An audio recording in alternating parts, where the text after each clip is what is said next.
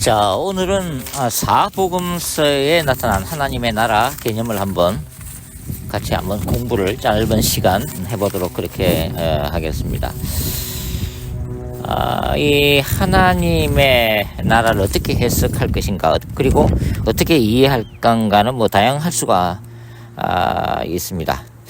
그럼에도 불구하고 이 하나님의 나라라고 하는 것은 예수님의 그 복음 사역의 핵심 개념이라고 할 수가 있죠. 그리고 성경 전체를 통합하는 궁극적인 주제라고 할 수가 있는데요. 특히 사복음서에서 예수님은 하나님의 나라를 선포하면서 말씀과 그분이 행하시는 그 기사와 표적, 그리고 십자가의 죽음과 부활을 통해서 구체적으로 실현하셨습니다.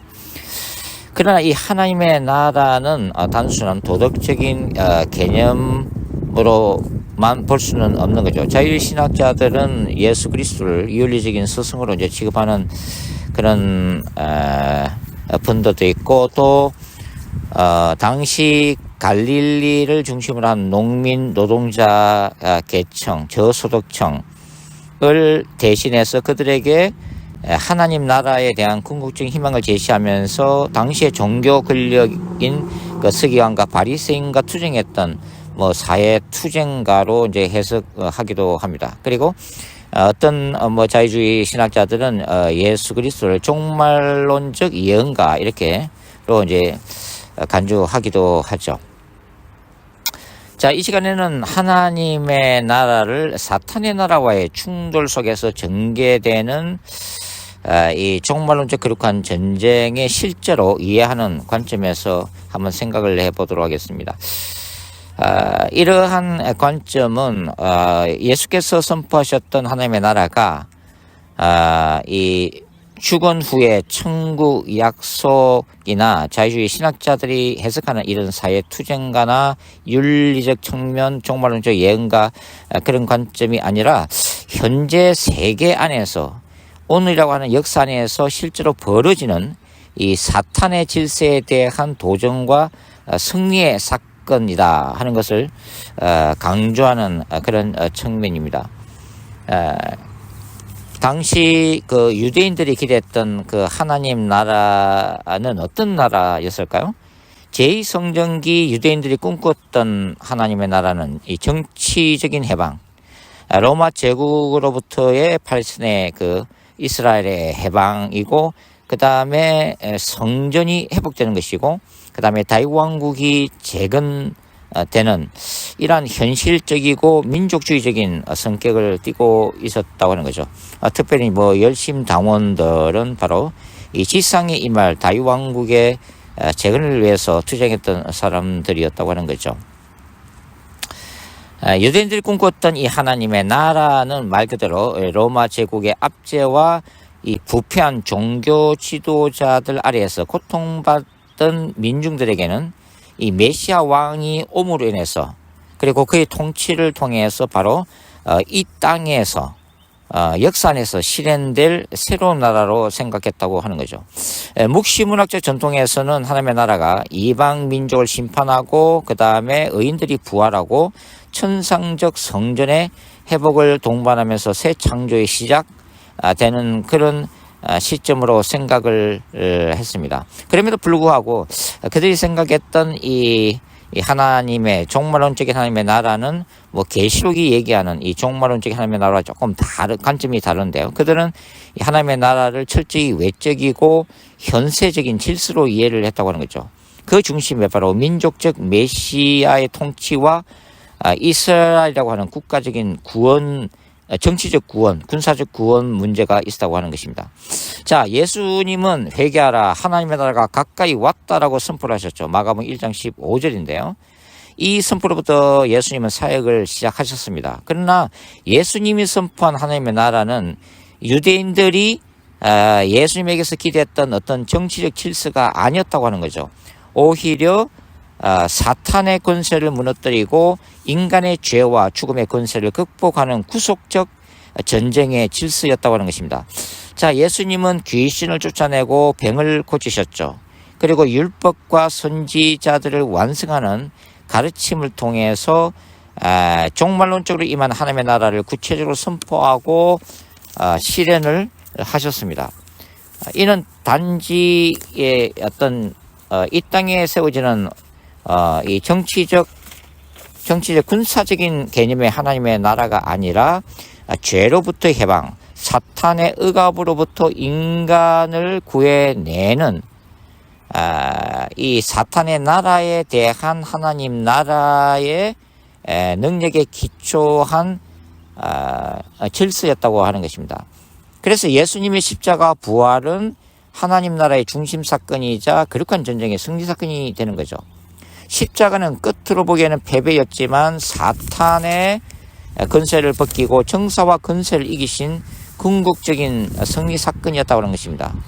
그래서 부활이라고 하는 것은 하나님의 나라가 실제적으로 도래했음을 선언하는 이 우주적 전쟁의 승리 사건으로 해석될 수가 있는 거죠.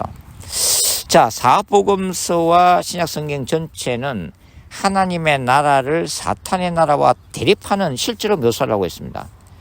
사탄의 나라는 이 영적인 차원과 땅의 실제적인 권세가 결합된 형태로 나타나고 있는 건데요.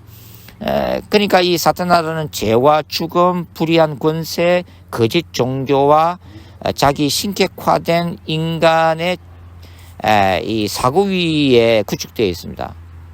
인간의 타락한 본성과 죄는 사탄의 질서를 유지시키는 기반이라고 하는 거죠. 이러한 체제는 거짓, 압제, 불의로 작동을 하고 있습니다.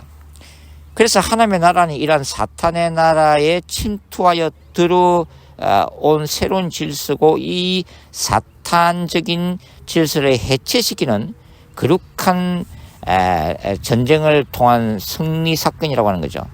예수님은 바로 이 거룩한 전쟁을 수행하시는 신적 왕이시며 따라서 교회 공동체는 이러한 거룩한 전쟁에 동참하는 종말론적인 성격을 가지고 있다고 하는 것입니다. 교회는 이 땅에 사는 동안 하나님의 말씀과 성령의 능력, 성례전과 고난을 통해서 사탄의 질서에 맞서 싸우는 공동체라고 하는 거죠. 이것은 해방신학에 과는 또 다른 거죠. 해방신학은 현재 존재하는 어떤 제국주의적인 압제, 정치적, 경제적인 부조리에 항거하는 것이지만 거룩한 전쟁과 성경 전체가 얘기하는 것은 그 본질은 뭡니까? 인간의 죄와 인간의 죄를 통해서 활동하는 사탄에 대한 저항이라고 하는 것입니다.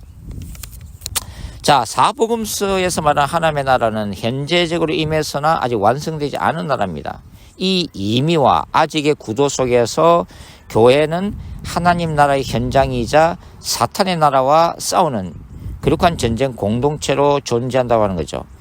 교회는 예언하고 죽음에 부활하는 두 증인, 계시록 11장의 두 증인의 종말론적인 모형을 통해서도 나타나고 있습니다. 말씀과 고난, 순교와 부활의 과정을 통해서 하나님의 나라를 정언하고 확장해 나가는 거죠. 그래서 성찬식은 어찌 보면 이 거룩한 전쟁 가운데 열리는 왕이신 예수 그리스도의 승리를 축하하는 잔치로 묘사할 수가 있습니다. 그리고 세례를 받는다고 하는 것은 바로 이 현세 가운데 죄와 사탄적인 질서를 이제는 떠나고자 하는 바로 영적인 엑소더스를 선포하는 어찌 보면은 그 예식이 바로 세례 예식이라고도 볼 수가 있는 거죠. 자, 하나님의 나라는 예수님의 재림을 통해서 완전히 실현될 것입니다. 그때 사탄은 완전히 패하고 하나님의 통치는 전 우주를 덮을 것입니다. 새하늘과 새 땅은 바로 하나님 나라의 궁극적인 완성인 거죠. 사탄의 질서가 완전히 제거된 후에야 진정한 평화와 정의, 생명의 질서가 새 예루살렘을 통해서 회복될 것입니다. 이러한 이 하나님 나라의 거룩한 전쟁적인 성격은 오늘날 교회가 사탄의 질서에 대해서 어떤 영적, 윤리적, 공동체적 정체성을 가져가는가를 깊이 도전하고 있다고 저는 생각하고 있습니다.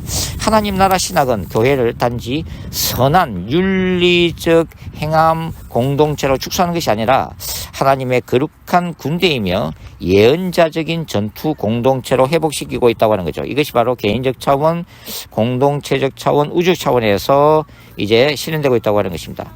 자, 하나님의 나라는 단지 죽어서 가는 천국이 아니라 예수 그리스도의 성육신 공생의 십자가 부활을 통해서 이 땅에 침투한 실제적이고 전투적인 하나님의 통치 그 자체입니다.